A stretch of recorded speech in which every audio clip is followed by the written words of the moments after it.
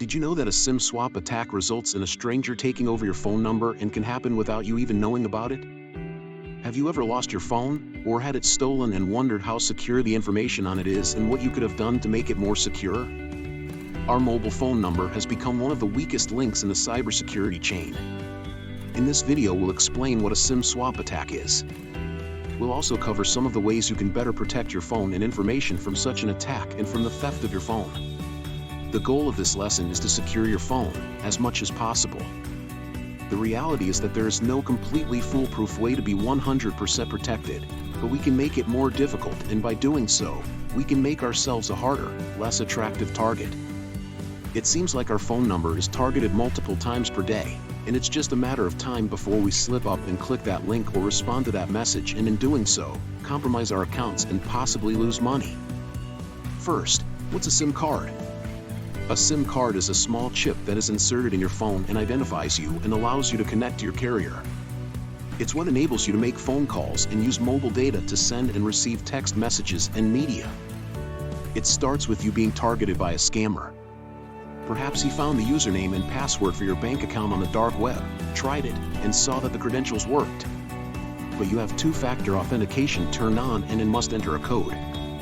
He needs your number in order to get that code. One way to do that is to gather what he can find about you online so that he can call your cell carrier, impersonate you, say that you have lost your phone, SIM card included, and he needs a new SIM card for the new phone that he has in his possession. He convinces your cell carrier to swap your SIM card from your phone to his new phone by pretending to be you. The scammer has taken over your phone. That means your passwords and text messages for two-factor authentication are impacted. They will be going to your phone number on his phone now.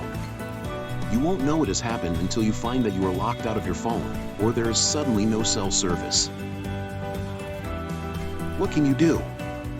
There are two security gaps that you can address immediately. One with your cell carrier and the other on the phone.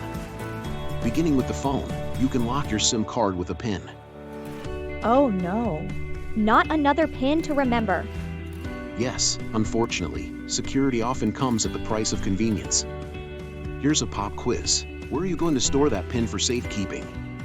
That's right, your password manager. You do need to remember this PIN, however, because after you set it, every time you restart your phone, it's the first thing you will have to enter to unlock the phone. Then you'll get whatever you normally use, like your password, face, or fingerprint. What are the advantages of setting a PIN? It prevents unauthorized use because your SIM card is locked. If your phone is stolen, the thief cannot make calls or use mobile data to send text and media. Locking the SIM protects the information on it, such as contacts and messages. It can also make SIM swapping more difficult to pull off. On the carrier side, your cell provider, look at the security options on their website. You should also call them if you do not find ways to secure your phone number. Security options depend on the carrier. On T-Mobile's website, for example, under Profile, Privacy, and Notifications, there's a section for SIM protection where you can protect your device from SIM swap by turning on SIM protection for each line. Here are some additional security tips. Don't use SMS text for verification unless it's your only option. In the next lesson, we'll cover alternatives. If SMS text is the only option, especially for banking and finance, then consider getting a Google Voice number and using that to receive your 2FA codes instead of your cell number. If you must use verification questions, like what is your father's middle name, use fake answers. Your real answers can probably be found online. Document those answers in your password manager. Don't use your real social security number for identification unless you have to. We have added several items to our password manager, so I want to remind you to keep a backup. You can typically export a spreadsheet and keep that somewhere safe, online or off. Your assignment is to add a SIM card PIN to your phone and use the security features offered by your cellular service provider to lock your SIM card from being changed. Next up, go beyond passwords with multi-factor authentication.